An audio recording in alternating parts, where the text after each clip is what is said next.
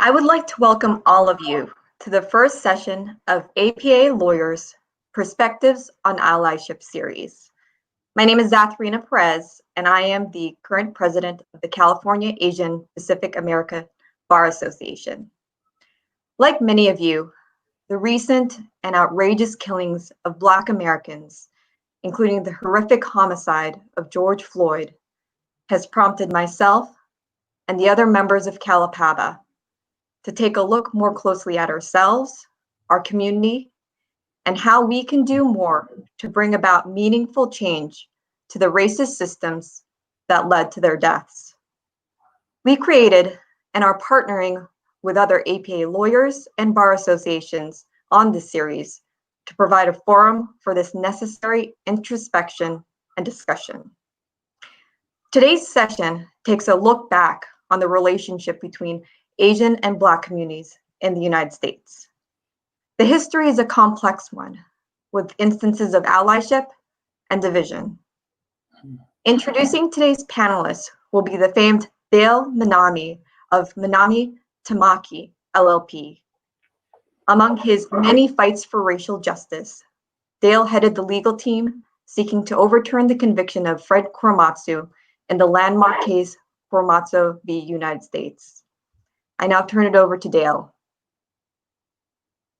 Thank you so much. Thank you to Cal-APABA. Thank you all for joining us at this very timely webinar about the history of the relationship between Asian Americans and African Americans. No doubt I was selected just because I've lived history more than anyone else on this webinar, I'm sure. But we are all here at this very consequential time. It's a pivotal time in our history. It's been 100 years since the last pandemic, 90 years since the Great Depression. We have racial conflicts that can rend apart our country, and our future depends on resolving those conflicts. And we have the challenges, great dangerous challenges to our own democracy. When I was a child, and before that, I had meant to suggest that Charles had asked me to do introductions of the panelists and reflect a little bit on my evolution to this point in time. And when I was a child, I watched the civil rights movement unfold on television. It was very dramatic to watch these water canyons blasting peaceful African-American demonstrators, dogs being sicked upon these demonstrators who just wanted a seat at a restaurant. So it made a great impression on me. Those images of inequality really had a profound impression. And that impression was reinforced later when I was in college, driving down the San Bernardino freeway and witnessing it would seem to be all of Los Angeles burning up. It was South Central, and there was a riot of African Americans that caused great destruction. But it wasn't really a riot. I think it was a rebellion, and it was a rebellion against the American promises, those unfulfilled promises of equality, which delivered subordination. So that struggle for civil rights shocked me and my generation into learning much more about African American oppression and history, and Latino American oppression as well.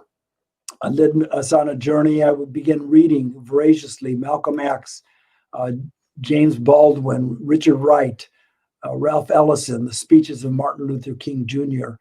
And it helped us learn about that experience that we had not learned in school. And that movement, led by African Americans, sparked a fire that ignited the imagination of Asian Pacific Islanders. We were then impelled to follow through and learn our own history, to discover that model minority myth was just a myth, and to understand our rich and ignored history as Asian Pacific Islanders who built the railroads, who turned desiccated land into farms, fertile farms in this California, and the Filipino Americans who led the Delano grape strike. In 1969, I went to law school at Berkeley. Virtually the day I stepped on campus, a major event erupted at San Francisco State. It was the start of the Third World Strike. It was the largest student strike in history.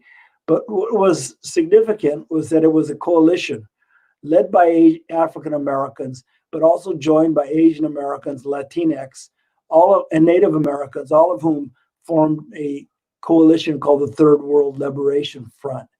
And what they were doing was challenging the white narrative of history, that people of color were virtually invisible in the studies that were extant out there, and to actually celebrate that history, understand the contributions, and that we were part of this country, part of the people who built this country. Those are parts of the personal narrative, my boomer's generation, really. But the lessons are about the debt that we owe to African Americans who taught us to learn about our own identity, who inspired us to stand up and demand our rights as well. And so APABA, Cal-APABA, all the Asian bars owes its existence to those African Americans who blazed the path for Asian Pacific Islanders to walk on toward our journey to equality. So let me turn this over. Oh, excuse me, I have to introduce the panelists. Here we go. Bill Hing, a professor of law and migration studies at the University of Southern California and a professor of law and Asian American studies emeritus at UC Davis. He founded the Immigration Legal Resource Center in San Francisco in 1979 and directs the USF Immigration and Deportation Defense Clinic. Professor Hing teaches immigration law and policy, migration studies, rebellious lawyering, and evidence. He has been an immigration lawyer since 1974. He's almost as old as I am. And throughout his career, Professor Hing has pursued social justice by combining community work, litigation, and scholarship, theory and practice.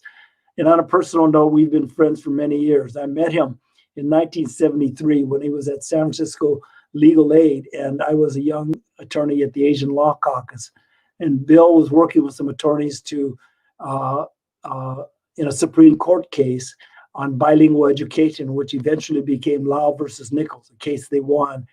And he's been a troublemaker ever since, and a good friend as well.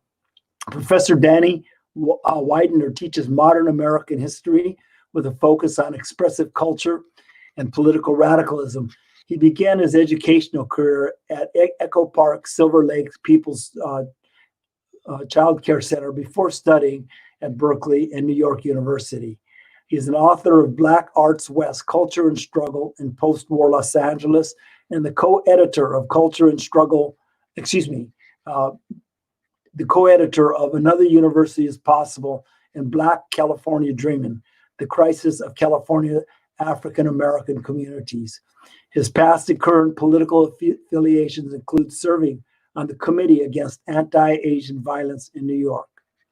Finally, Kristy Young Coleman is counsel at Goodwin Procter, practicing in the real estate industry group focused on hospitality assets. She is a board member of Cal-APABA and serves as chair of its policy committee. Kristy? Thanks so much, Dale. Our next speaker is going to be Professor Danny Widener, as Dale mentioned, a professor at the University of California, San Diego, who's going to provide a historic overview of allyship. Professor Widener? Hi, everyone, and thanks for taking the time to join me and the other panelists. I really appreciate the opportunity to talk with everyone this afternoon. And I do want to say that mine also talk is a bit of a personal story, family story. My father is from Watts, originally from Northern California, but grew up in Watts in a mixed African-American and Japanese-American community. My mother taught at Crenshaw High School. She was a strike captain there in 1970 again, and grew up in the Leimert Park area. My uncle, who's mayor of Berkeley for a short time, was involved in a bitter electoral campaign against the first Asian American woman city councilwoman in the Bay Area. So we've had a lot of crisscrossing familial elements to the story that I want to tell. But I want to begin today by talking about Frederick Douglass, not only because, as our president said, he's getting a lot of recognition for all the things he's been doing, though he has been dead for more than 100 years, but also because 150 years ago, in 1869, Douglass gave a speech called The Composite Nation.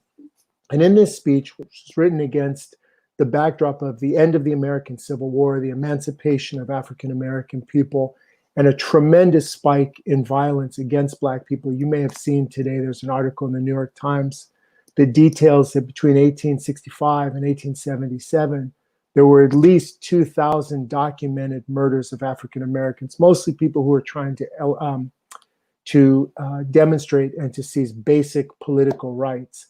So this is a period, a backdrop of extreme violence, of our real first demands toward mass citizenship. And it's also a moment where the planter class, trying to figure out how to rebuild its agricultural interests, begins to seek the widespread importation of Chinese labor into the American South. And this was a phenomenon everywhere where African Americans and Afro-diasporic people were emerging from slavery, right? So what's happening in Louisiana and Mississippi is also happening in Trinidad and in Jamaica. In Cuba, where slavery persisted much longer, you add indentured Chinese laborers in the fields next to enslaved Africans and Afro-Cubans. So again, this is a moment where two migrant populations are coming into contact at the same point. So Douglas is writing against this backdrop of tremendous repression of African Americans and the open desire of the former slave masters to substitute African labor with the labor of Asian people, right? In a moment of extreme precarity. And Douglas takes this opportunity to say, you know, the easiest thing for us would be to follow the lead, he says, of the Irish, he says, our Celtic brothers who have found in the Chinese heads fit targets for their shillelaghs. He says, but I submit to you that we should settle our affairs with a greater question than political expediency. He says there are things such as human rights. Douglas took that opportunity to push African Americans in the direction of supporting Asian immigration to the United States. He said, first of all, human beings have a right to mobility. And if you think about the deportation crisis in the moment, and if you think about the point we're in where it's so much easier for money and for goods to move across borders than it is for people, he really was prescient. And he said, you know, the alternate version is not one of exclusion and racism, but one of togetherness. And that's why he called his speech a composite nation. Nonetheless, of course, it's one voice in the wilderness. And so there's a move, as everybody knows, toward exclusion of Chinese people. Now, one of the interesting things that happens in Louisiana, and if you're interested in this, there's a fantastic book called Coolies and Cane by Moon Ho Jung, who's a professor at the University of Washington. One of the things that he talks about is intermarriage. And he says about 60% of the Chinese who came into Louisiana, who married, obviously it was very difficult for Chinese women to come to the United States. So a lot of these men married African American women. And there's a moment of a kind of intermarriage and of interracial community. So I wanted to kind of use that as a backdrop to talk about the question of allyship as framed within this kind of back and forth between competition and community, and really try to drive home the point that both of our communities and all of their internal diversity have been stuck between these two moments. So I want to talk, really, the bulk of my talk today is about the relationship between the Japanese American and African American communities. There are some elements that are quite particular to that, and there are some that are open to a broader set of theoretical comparisons and inclusions of other communities. So we can talk about that if folks want. This is just a snapshot from Jordan Heights, where my father did happen to go to high school. And you can see in this yearbook page the composition of the student body, right? We have 4 African-American women, we have 2 Japanese-American men. And so what happens in this moment in the 20s, 30s, 40s, into the 50s and 60s in Southern California is we really have a close proximity of these two communities. They meet in schools, they meet in the context of shops, they meet in the context of things like bowling alleys, youth sports leagues, churches, and they're shaped by a common process of racial exclusion on the part of their white neighbors, right? So this sign from the left that people probably have seen is from Hollywood. The sign on the right is from a new development elsewhere in Los Angeles. And you can see in both cases the desire by the dominant white population to keep both Japanese Americans and African Americans out of their neighborhoods. This is an interesting slide for me as well, because what it shows is the way that American racial systems at mid-century and the way that American racism, although targeted at Asian Americans, Japanese and Japanese Americans in the war years, is really reliant on a pre-existing template of anti-Black racism. So you can see on the right, the obvious intimation is of rape, a standard, very old and persistent trope in American racial iconography.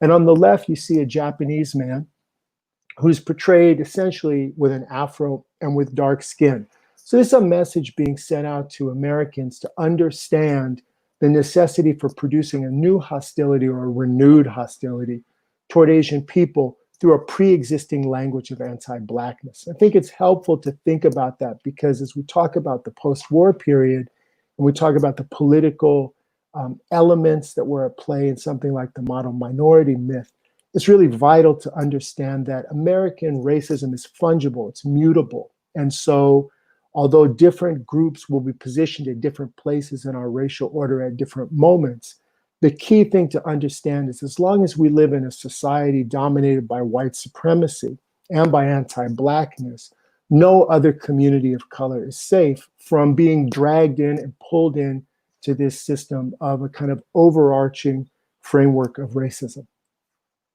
I love this slide. It's from the aftermath of the Second World War, early 1950s. And it shows the African-American dancer and entertainer Josephine Baker, really one of the most prominent celebrities in the United States at mid-century, hosting a clothing drive for Japanese-American babies, as you can see, in the early post-war period. So I wanted to show this one in part because what happens after the war is that there is a beginning of a division between these two communities.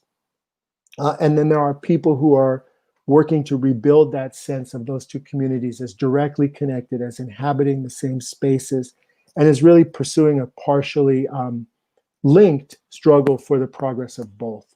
Another shot that shows two women PTA members from South Central Elementary School in the early 1950s, a shot of the school that they're the PTA members of. And so again, you can see that the issue here is that people have, Japanese American and African American people had a wide variety of spaces in which they came into contact, right? They were part of the community.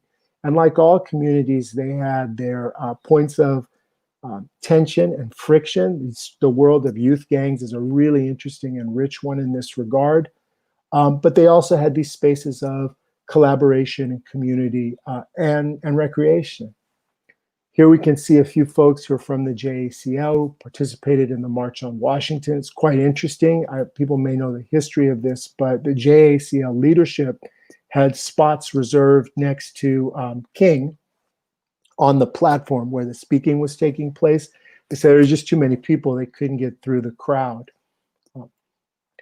At the same time that this is happening, at the same time that you see Japanese American and African American groups, particularly legal groups, trying to launch an assault on American-style segregation, you see the beginnings of, obviously, the model minority discourse, right? And it's important, I know people are very familiar with this, but it's important to make the point that the model minority language is deployed in the United States in 1966. It's an explicit reaction to the rise of mass Black protests. So the idea here is to position Asian Americans as essentially docile and to make the point that the way to survive in a racist society is to avoid protest and to go along with the basic assumptions of the society, and therefore you'll be able to enjoy success and progress.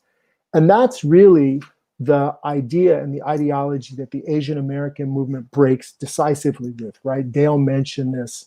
This is a photograph of the murder of Malcolm X. You can see up at the top in the center, Yuri Kochiyama. Yuri Kochiyama was a Japanese American activist in New York City. She was a self-identified Black nationalist. Those were her politics. She grew up in a world of Black radicalism. And she was one of Malcolm's closest friends. The other thing a lot of people don't know about this, when Malcolm died, in his address book, the thing he used as a bookmark was a Vietnamese stamp. And it shows a Vietnamese crew shooting down an American helicopter, a North Vietnamese stamp at the time.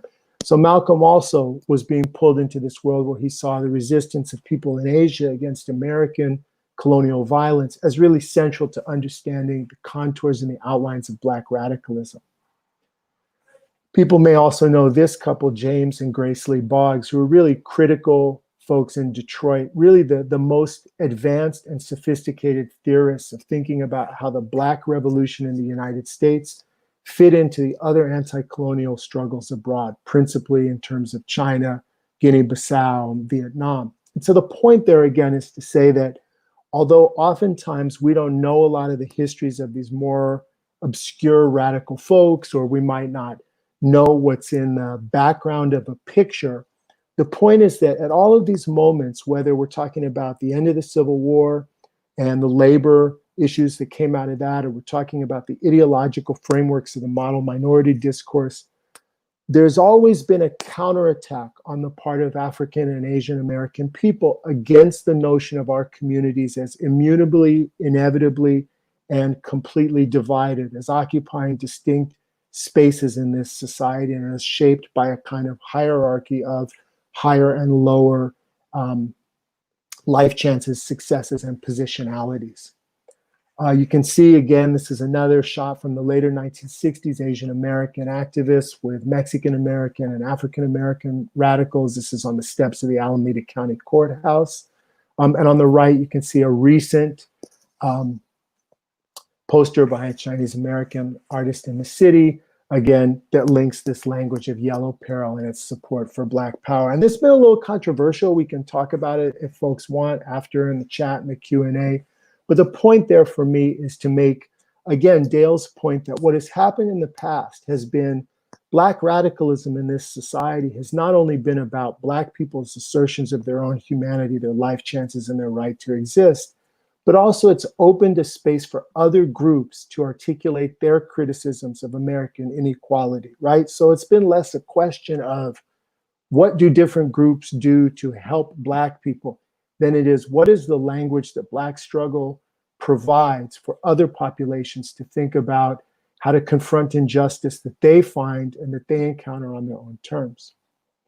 Wanted to just make the point, you know, there's always a counter narrative. I mentioned this a bit in the early part of my talk. So these are some shots from the 1975 mayoral election in Berkeley, which featured a runoff between one of the first Asian American women in electoral politics in the Bay Area and the first African American mayor of Berkeley, happens to have the same last name as me.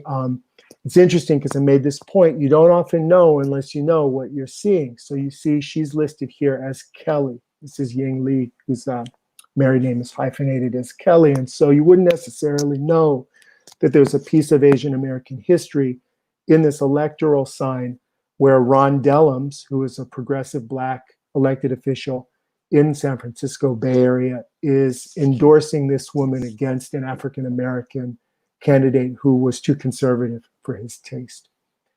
So the point and the takeaway here, I think, is that when we talk about these affinities between Japanese Americans and African Americans, we're really talking about a range of shared spaces, schools, shops, workplaces, all these kinds of places where we come into contact. And that's really vital because when we talk about the conflict that we're going to talk about, principally the Black Korean conflict, we're talking about a situation in which people have only one space that they can interact with each other. And that space is a fairly contested space, right? The space of the localized shop. So although the example that Japanese American, African American history provides us is particularly vibrant, there are other parallels to be made around African American relationships with Filipinos, Pacific Islanders, Chinese folks as well. And I really ask people to think about how they can explore that history. And then at the same time, I do think it's vital that we take conflict seriously, that we understand that throughout the history of this country, our two communities have been counterpoised in ways that suggest the lessons for one are a repudiation of the other. Right? So if we return to Douglas and his idea of a composite nation, then we're really talking about a situation in which the question for Asian American people, activists, attorneys, and others is, do they want to be part of a society in which the racial order is reorganized, Black people remaining at the bottom, but with other communities of color slotted into subsidiary slots below white people, but still above us? Or can we all figure out a different version of an American society in which we might coexist as something we really never have done before, which is as equals?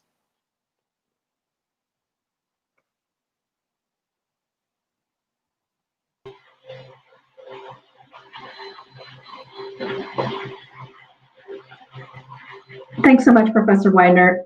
I'll note that if anybody has any questions for our panelists, please feel free to send them via the chat function on StreamYard, and we'll have a period at the end of this session for a Q&A with each of our panelists.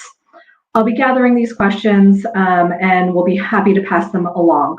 I'm now happy to pass the mic over to Professor Bilong Hing from the University of San Francisco School of Law, who will provide a brief history of the divisions between Korean and Black communities. Professor Hing?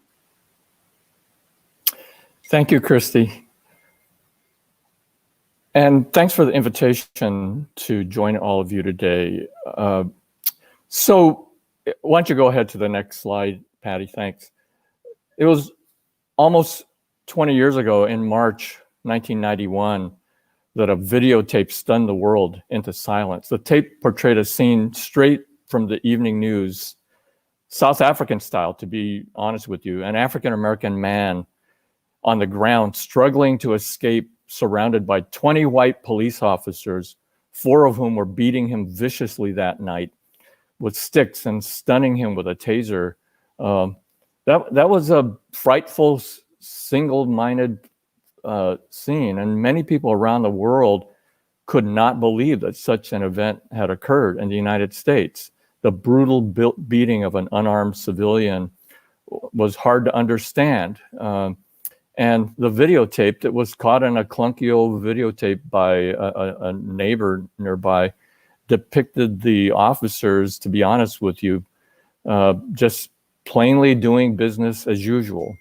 And so that stunned folks, and but it revealed to the world what African Americans were subjected to. But unfortunately, that event led in hindsight to an almost inevitable climax. On April 29th, 1992, a year later, after the beating, the first trial of the 4 white police officers that's on the next slide, Patty, they were charged with excessive force, but they ended in virtually complete acquittals of those individuals. And of 3 officers were completely acquitted, and a 4th was deadlocked on the 4th police officer. The trial had been transferred to Simi Valley, and essentially the 56 blows that were counted on that videotape were not regarded as excessive, and all 4 police officers walked out of the courthouse, and the nation was shocked. But that evening in Los Angeles, the city went up in flames. Thousands of fires destroyed an estimated 4,000 businesses. Over 50 people died. And you can see in the next slide some of the damage that was demonstrated. The outrage of the beating of Rodney King and the legal system's failure to do justice quickly became subsumed in the new outrage over rock-throwing mobs and looting and a state of emergency that was announced. But what this began to reveal and to reawaken was a long-held tension between the African-American and Korean-American communities. Koreatown, that was part of South Central Los Angeles, was pummeled by fires and looting that occurred during the uprising. The national media broadcast nightly snapshots and images of African Americans raiding Korean stores. And then if you show the next slide, there were pictures of armed Korean merchants holed up on the roofs of their businesses. And the confrontations between Korean Americans and African Americans, however, had had been going on for years, and the Rodney King verdict brought all of that to a head. So even by then, in the early 1990s, Southern California had become the second largest ethnic Korean population in the world. And those demographic changes saw that in the minds of many African Americans, there was a new wave of immigrants that was profiting from the African American community, and their feelings of exploitation had inspired a new wave of protests and boycotts. And that's when this becomes something that I want to talk about that is a little personal to me, because it involves Korean merchants. And let me turn to the next slide, Patty. I grew up in working in a small store, not in an urban area of the country, but a rural area where we were the only Chinese family, and all of our customers were Mexican American. And so I was quite aware of the potential interethnic conflict that became revealed at this time. And the photo here of Latasha Harlan and Sunja Du are emblematic of part of the blow up that occurred in South Central the evening of the Rodney King verdict. Latasha Harlan defied the ghetto stereotype. She was a 15-year-old African-American schoolgirl from South Central. And in spite of the obstacles that she faced, because her mother had died of a gunshot wound, her father had left the family, and she was being raised by her grandmother. And in spite of those obstacles, she was studious, self-assured, and she did well at a suburban Westchester high school, well enough that she had plans to go to USC and study to become a lawyer. The only contact that she had with the Korean Americans was in various stores that they owned in the neighborhood. And those contacts were not pleasant encounters. She always felt like she was being watched, and hostility was something she sensed when she entered the stores. And the grandmother had always warned her not to go into one of those stores unless she definitely planned to buy something. Sunja Du had left native Korea for the United States for a better life for her 3 children. And although she and her husband were well off in Korea, she feared that the Korean school system was too competitive for her children. And she came to the United States, a land of milk and honey, if you will, to better her family. And she and her husband worked in factories until they could save enough money to buy their own business. And they finally bought this little store, the Empire Liquor Store, in 1989. And they worked day and night. The 32 block area surrounding their store was a violent one. In the year before, there had been 5 murders, 9 rapes, 184 robberies, and over 250 assaults. They themselves had experienced at least 1 burglary, and so they actually owned an M1 carbine rifle and a handgun for protection in the store. So at 9:45 a.m. on March 16th, 1991, Latasha Harlan and Sunja Du met in a fateful encounter, and all of it was recorded on the store security camera. Harlan's entered the store that day planning to buy some orange juice, and as she approached the counter with her money in her hand, she put the orange juice into her backpack. Du accused her of attempting to shoplift the juice, and although Harlan actually displayed the money, Du grabbed her and they struggled. Harlan hit Du in the face 3 times, and in response, after she let Harlan go, Du threw a stool at her while reaching for the handgun under the counter. When Harlan threw the juice down on the counter and turned to walk away, Dew raised the handgun and fired. The bullet entered the back of Harlan's head and she died instantly. Dew was eventually tried for murder and convicted of voluntary manslaughter. And although the African-American community in South Central was upset about the conviction on a lesser charge, many felt that at least there was a guilty plea. However, the judge and the judge's sentence provoked outrage. Citing Dew's lack of a criminal record, the judge sentenced her to a suspended 10-year sentence.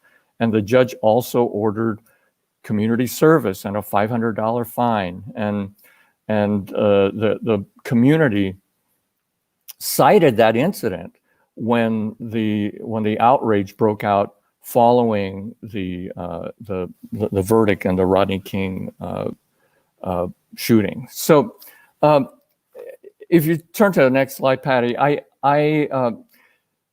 could recount simultaneously different kinds of conflicts that were happening across the country between Korean store owners and African Americans. And these are just 4 examples that you can Google and find out about the boycotts that occurred in New York over shootings and disrespect and some pretty awful incidents that occurred there as well.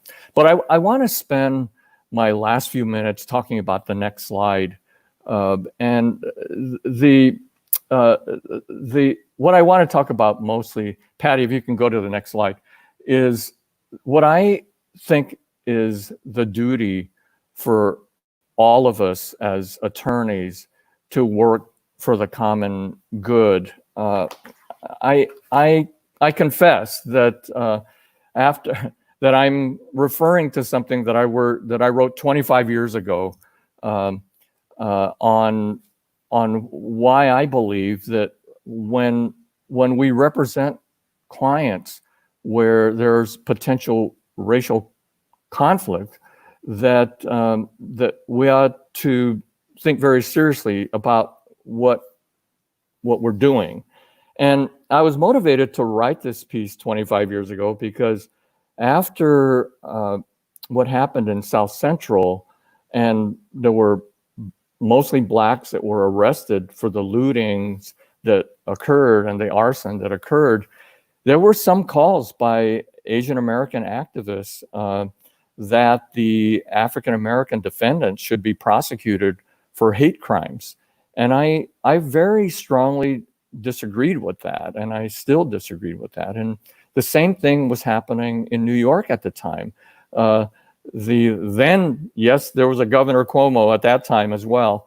That Governor Cuomo got hate crimes legislation passed in New York, and there were calls that for African Americans to be prosecuted for hate crimes as well. And I really think that was a mistake, because when it comes to lawyering, we are torn between the call to zealously represent our clients and to essentially often to just go for the jugular and even civil cases. And given the demographic changes that have occurred over the last many decades, largely due to immigration, we now know that many of us live in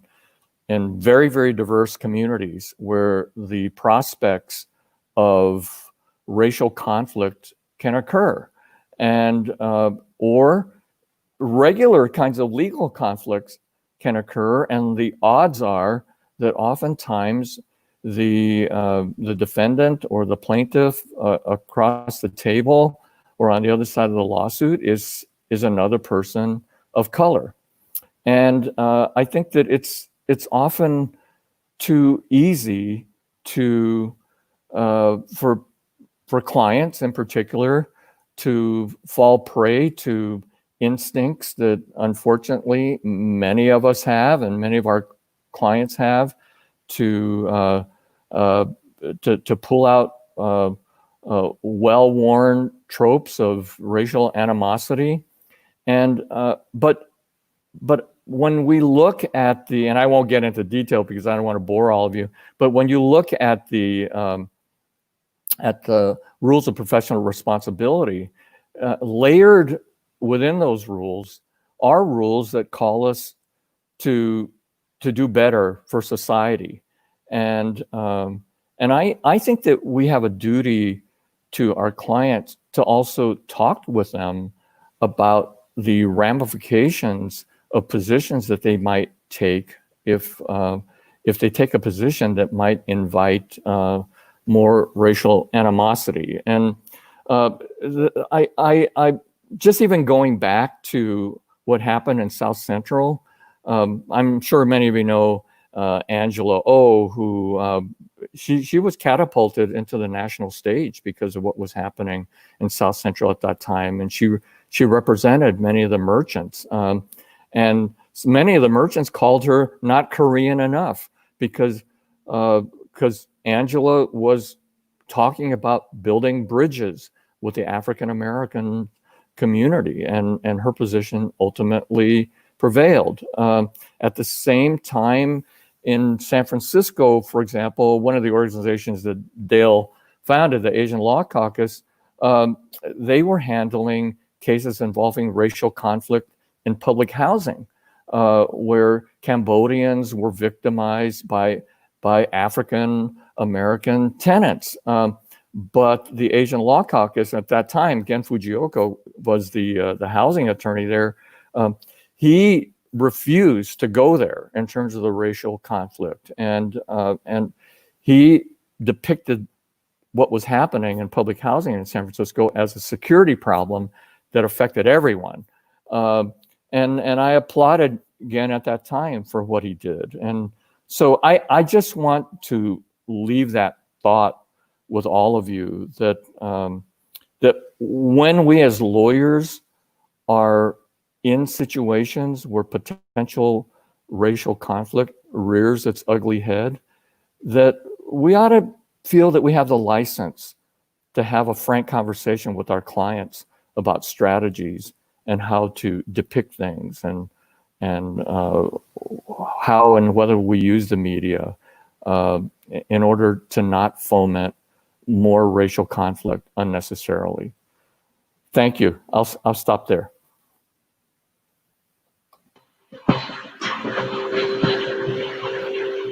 Thank you very much, Professor. Thank you very much, Professor Hing. We have a number of questions that are coming in. Folks, if you have any questions, please feel free to post them onto the chat function of YouTube. We are getting them as they come in, and we will be able to pose as many questions as we can in the remaining 15 minutes that we have.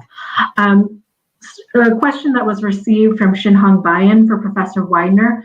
You had showed a poster of Yellow Peril for Black Lives in your presentation, and you had mentioned that there was a fair bit of controversy around that poster. Can you discuss a bit about why that poster was controversial?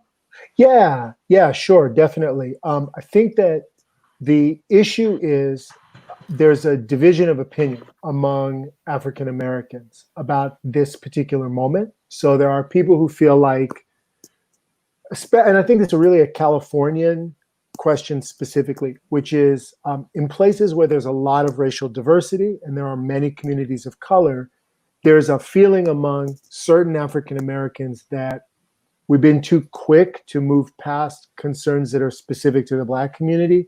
And therefore, that slogan, some people read as creating an equivalency between the historic conditions that Asian Americans have faced and the historic or contemporary conditions that both communities face.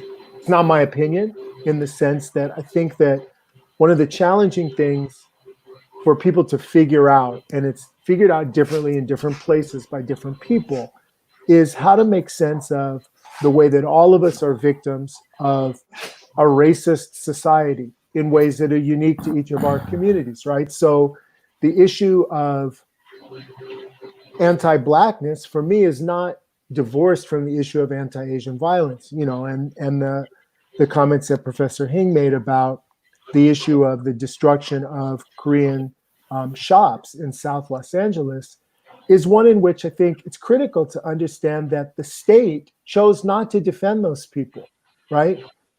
The state abandoned not only South Los Angeles, because we're also talking about what any reasonable person would consider some sections of West LA. If you know the geography, we're talking about La Cienega, we're talking about the Fairfax district, we're talking about right up into the border of Beverly Hills and West Hollywood. So what happened there is, yes, the stores were destroyed by enraged Black people, and they're culpable for that moment. But there's 2 points I think that have to be said there. The first is that in moments of popular rage, people who found themselves in as small capitalists, right, as people who were hand-to-mouth shopkeepers, were abandoned by the police, the Marines, the Army, the National Guard, deliberately, so that those people who were rioting wouldn't go to other places. And that's a pattern that has existed not only in the United States, but everywhere where there have been immigrant, merchant communities surrounded by larger racialized minorities. Same thing in Indonesia, in South Asia, all over the world. So that's not to take that away from that moment, but it's to provide a context. Think in terms of how we think about the histories of Black, Asian, Indigenous, Mexican oppression, the oppression of white women, of all kinds of communities. It requires us to develop a language that's sensitive to particular people's histories within an overall framework of understanding we all live in this society. And so that's the message I try to give to Black activists who I encounter. But I think that it's an issue that isn't going to go away anytime soon, because as long as our politics are emanating from how we feel as opposed to where we want to go, those kinds of sentiments are liable to percolate and to come up. And I think along those lines, and talking about yellow peril, I think one of the key issues to look at and think about is, you were talking about the historic space that Black activists had made for other minority communities to express their own concerns. And when we're looking at allyship, I think part of the question is, do we utilize the platform that we have as a community to amplify the voices of the Black activists and the Black community in this time of focus and concentration on the Black Lives Matter movement, and to utilize perhaps the own experiences, our own communities, to allow our Asian communities to see or understand from our own experiences the context of Black activists and where they are, or does doing so potentially take the platform away from Black activists, and kind of how to balance those two different narratives in this move for greater equality. And so I think that's a key question as we're looking at allyship, really, and how the Asian and Black communities can really work together.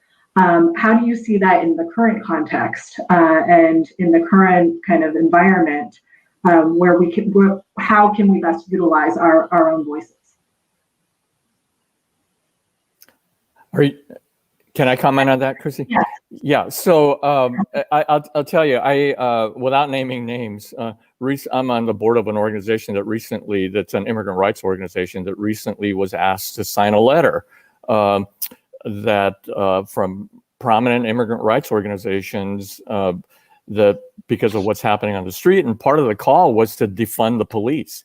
And for some of the more conservative board members of that organization, as that term, as we've seen it play out recently, it scares some people. And ultimately, the organization did sign the letter. But part of the reason why the organization felt that it should do it was because Black Lives Matter has, for 2 or 3 years now, supported immigrant calls to abolish ICE. And so to me, it's very much of an equivalent thing that we are in this together. In terms of the oppression of immigrant communities and the oppression of African American and other communities of colors by the police, it's all one. And I really do think this is a special time for that type of collaboration. And so, yeah, I think that what's happening out there right now is a vital opportunity for all of us to get out there and support it. I'll be honest with you, whenever the Supreme Court comes down on its DACA decision that's expected within the next few days, probably, you're going to see a lot of people out there, and I'm going to hate it if it's an awful decision, but I'm going to love seeing the unanimity and the collaboration. Thank you. Professor Widener, did you want to respond to that as well? No, let's take another question. That's a great answer. Sure. We have another question from Olivia Lee, a comment from her. There seems to be differing perspectives of systemic racism as well as Pan-Asian identity from people with more recent immigrant experiences compared to those in the US for more generations. Can you talk a little bit about your observations about the generational differences between those who have recently immigrated and their interactions within the Black community, as well as those who have been here for a longer period of time? Yeah, sure. I mean, I think what I would say is that is it's a prescient observation, and it's not limited to the experience of people of Asian descent, right? You can make a very similar point about Nigerians. You can make a very similar point about Latin Americans, particularly people from Mexico, in the sense that you had generations of people who grew up in proximity. I don't think that necessarily, everyone meets as strangers, right? That's what meeting is. So the question is maybe not necessarily so much a generational one, but an experiential one. So what are the spaces in which people can come to appreciate the complexities of lived urban experience with each other, right? Can we find a space other than a single space of a classroom or a seminar or a shopping experience or a social media post where we can learn to think about how we negotiate and navigate difference and where we find similarities? And so I think one of the really unique things about this particular moment, for those of us who are older and have had a few more bites at this particular apple, is that the folks on the street have found a language of commonality, and they found a language around a particular kind of shared perspective on what's wrong with this society. It's not necessarily my language or my moment, but it's one, I think like Professor Hing is saying, that I'm excited to see. So to think about how that means going forward concretely, California is going to pass an ethnic studies regulation probably for K through 12. So then the question is that going to be taught through the prism of separate experiences? Is it going to be taught through a notion of, like we've been talking about today, the points of contact, competition, and commonality, so that the idea is people get exposed, if not through direct firsthand experience, but at least through learning, to understand that there's a back and forth about learning to deal with different communities in ways that are constructive, if not always positive. Yeah, just a 30-second addition to that. Just as we all have a duty to speak up and intervene especially when our friends do something stupid in terms of a racist act or comment, we have a duty to educate immigrants, those of us who have the opportunity to work with immigrants, to tell them about history, and to tell them why things are so systemic and where attitudes have evolved. So I think Olivia's question is right on point, and my answer is we have a duty to speak up. Could I just say one more thing about that too that occurs, which is I think there's a parallel within the Black community to what we're talking about in terms of the generations of the Asian American and Asian immigrant communities, which is this. In the time of segregation, you had multiple class and education levels of Black people forced through segregation into proximity with each other. So you had bankers, jazzmen, manual laborers, and hustlers all combined together. And so what that meant is that everybody had an experience where they were encountering internally people who were at different levels of the society. And once that begins to decline, once you see the flight of the Black middle class from these neighborhoods, it necessarily is going to have a negative impact on relationships between African Americans and other ethnic groups, because the people who are remaining in those areas are the people who have the least success in getting out of undesirable situations. So the question of class is a principal question that we have to think about when we're talking about the intersections of racialized communities.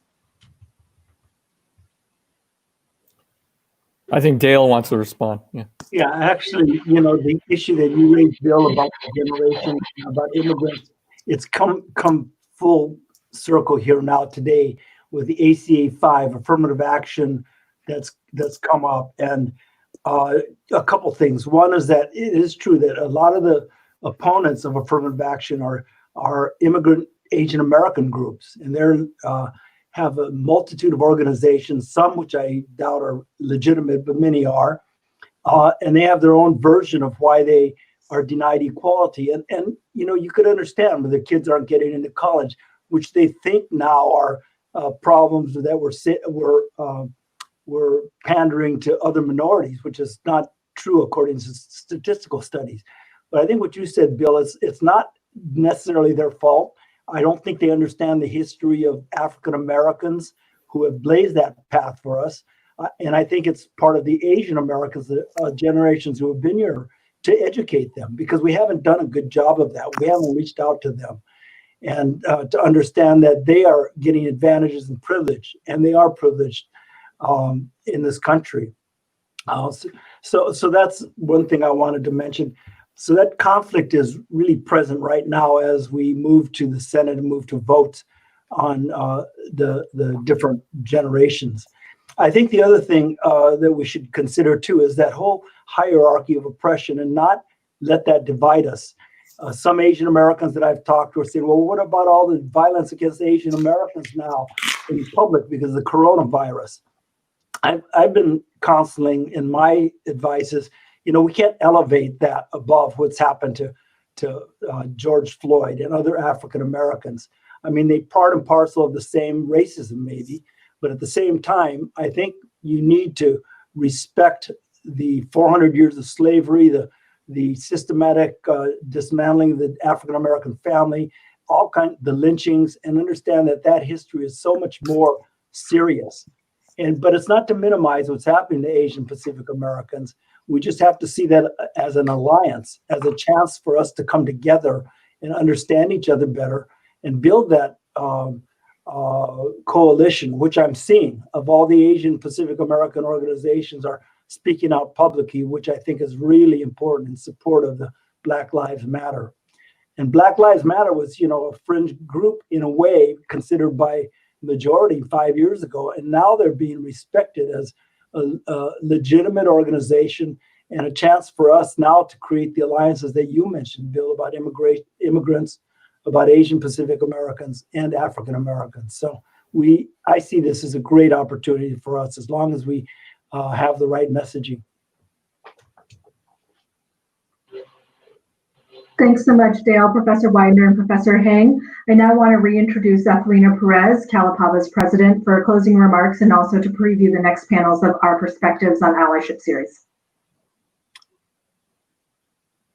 Thanks to all of you for joining today. Next up on our series is Asian Solidarity and Division in the Age of COVID-19 and Black Lives Matter, and will include a discussion on the Peter Liang and Tao To cases. This will take place on Thursday from 1 to 2 p.m. If you've already registered for the conference, there is no need to register again. You will receive an email with a link. Thank you all.